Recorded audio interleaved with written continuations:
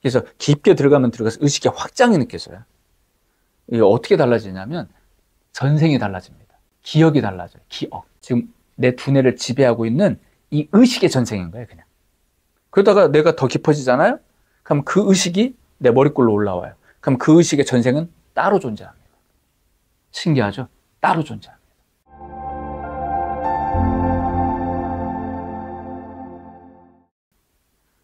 명상 왜 해요? 죽으려고 하는 거예요. 에고를 비우려고. 에고 입장에서는 죽음이죠. 에고의 죽음. 즉 헛된 욕망을 끊임없이 쫓는 이 에고의 죽음을 맛봐야 뭐를 경험해요? 진짜 생명력을 경험할 수 있어서 그래요. 진짜 생명력을 경험하는, 아까 뭐라고 그랬어요? 아주 미세한 그 자극 속에서도 어마어마한 생명력을 느낄 수 있는 그 상태. 그 상태가 될 때 어떨까요? 공기를 느끼는 정도가 아니에요. 햇살을 느낄 때 어마어마한 에너지를 느끼게 돼 있다. 바람만 불어와도 그 바람 속에서 생명력을 느끼게 돼 있고, 봄에 막 꽃이 피잖아요. 그 에너지가 엄청난 거라. 예. 막 지금 말할 것도 없고 그런 에너지를 막 느끼는 거예요. 에너지 속에서 우리가 실존한다는 걸 경험한다고요. 근데 그때 부처님을 부정할 수가 있어요? 법화경에 뭐라고 나와요? 온갖 분신 부처님들과 인연 맺음을 얘기하잖아요. 그죠? 분신 부처님들과 실제로 그렇게 되는 거예요. 바람으로 나타나시는 부처님, 햇살로 나타나시는 부처님, 산은 산이요 물은 물이다가 아니라 산이 부처님이에요. 물이 부처님이라고. 그 물의 움직임, 햇살을 받아서 나에게 주는 그 미묘한 그런 모습, 모든 것들이 전부가 부처님의 축복이고 은혜예요. 그걸 우리는 육종진동으로 경험하겠죠. 그죠? 공명하는 걸 말하는 거예요. 그 미세한 자극을 쫓는 게 아니라, 쫓는 게 아니고 그냥 받아들이는 근원의 상태. 그때는 바로 소통을 경험하는 거예요. 바로 그런 상태가 바로 에고의 죽음의 상태다. 쫓는 상태가 아니라 온전히 받아들이는 상태인데, 그 호흡을 하는 게 바로 이제 마음 멈춤으로 그 상태로 들어가려고 하는 거예요.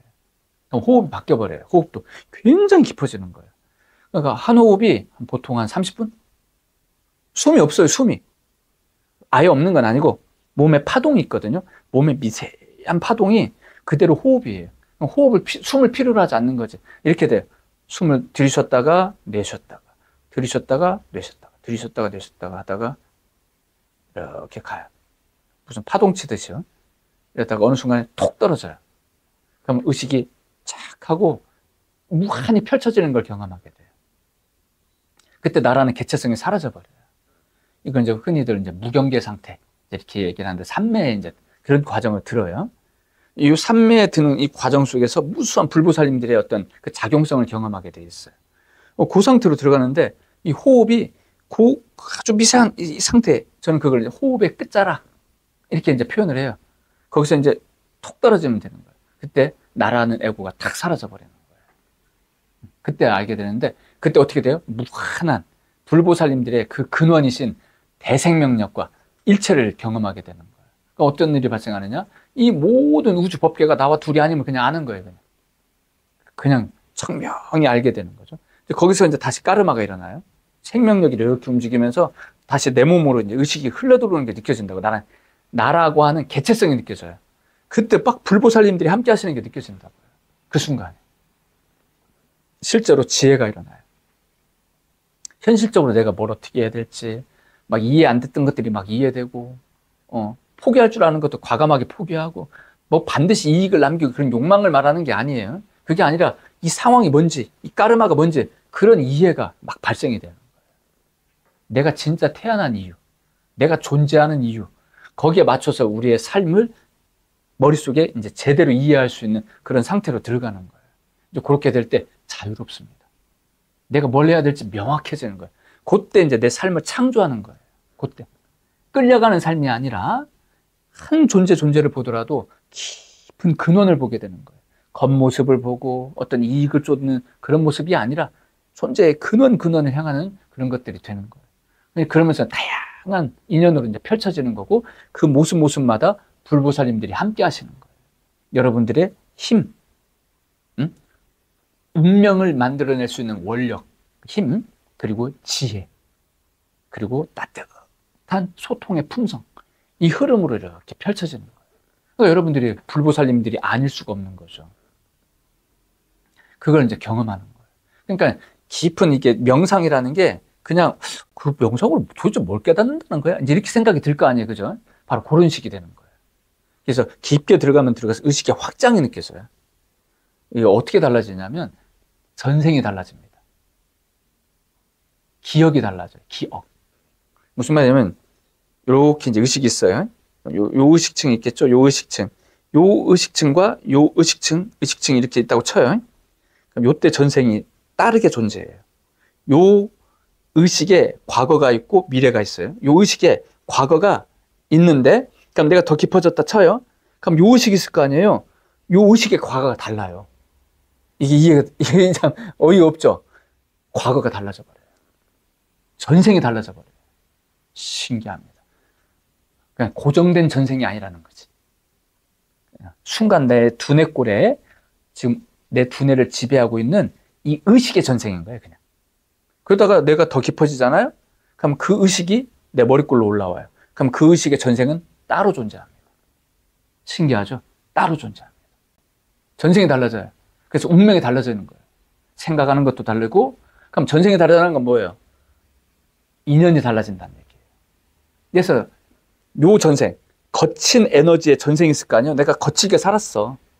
그럼 거칠게 산 속에 나로 말미암아 피해를 보고 나로 말미암아 인연 맺은 사람도 있을 거 아니에요? 그들이 요 까르마의 에너지, 업력으로 이 현생에 나오고 인연 맺게 돼 있어요. 요 전생의 인연들이. 그럼 나를 좋게 보겠어요? 나를 공격하는 거야. 업보가 발생돼 있어가지고. 대가를 치러야지. 근데 내가 깊어지면 어떻게 되겠어요?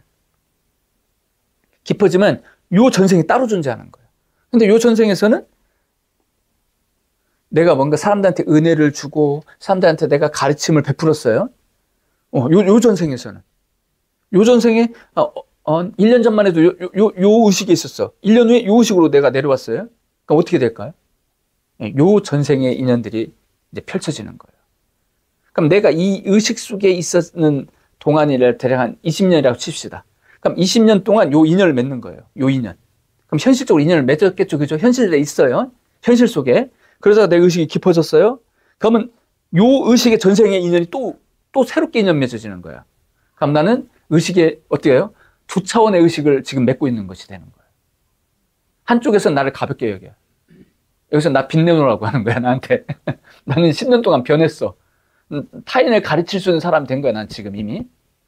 그래서 나한테는 지금 현실적으로 전생 인연들이 또 맺어질 때 나한테 배우려고 와요. 배우려고 오고 나를 존중해. 한쪽에서는 나를 가볍게 여겨. 두 인연을 같이 맺는 거예요. 같이 인연 맺어. 그럼 이제 내 의식이 깊어졌으니까 어때요? 요 전생, 내가 거친 인생을 살았을 때 이 전생 의식이 있을 거 아니에요? 요 전생 인연들을 내가 감당하는 게 뭐가 어렵겠어요? 쉽게 감당을 할 수가 있어요. 그렇다 하여 없는 건 아니죠. 있습니다. 이 사람들 나한테 와서 괴롭혀요. 나한테 와서 괴롭히고 나한테 돈 내놓으라고 하고 막 그럴 판이에요. 내가 전생에 진 빚이 있어가지고. 그럼 나는 요 전생하고 다른데, 야, 난 지금 내가 너희에게 분명히 빚을 졌지. 그거는 지금의 나의 전생이 아니야. 그렇게 얘기하면 그 사람들이 알아듣습니까? 아, 아니시구나.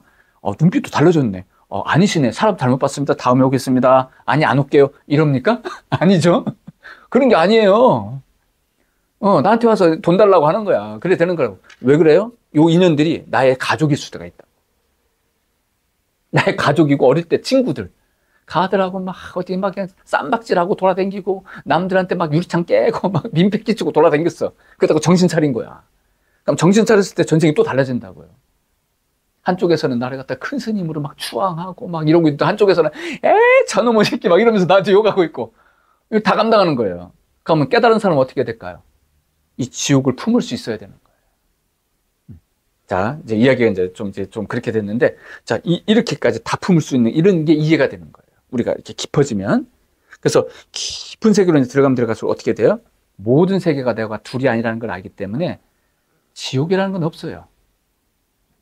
지옥은 나의 세계예요. 내가 품고 내가 이끌고 내가 정화해야 될 나의 세계예요. 그런 거예요. 우리는 죽었다 깨어나도 내 까르마 이외의 세계를 경험할 수는 없어요. 그건 말이 안 되는 거예요. 철저하게 우리는 나의 까르마의 세계를 경험합니다. 철저하게. 그러니 여러분들의 마음 공부라는 것은 반드시 까르마, 이 까르마를 이해하고 까르마를 다스리는 그런 마음 공부가 돼야 됩니다. 그게 나다운 명상에서, 나다운 명상은 까르마를 배제하고 순수한 대생명력, 영성, 불성 뭐 이것만 깨닫자 이런 게 아니라 현실을 일으키는 이 까르마를 이해하자. 왜? 이 까르마가 본래 불성이다 이 얘기예요. 잠깐 쉬었다가 또 좋은 시간 보내겠습니다. 잠깐 쉬도록 하겠습니다.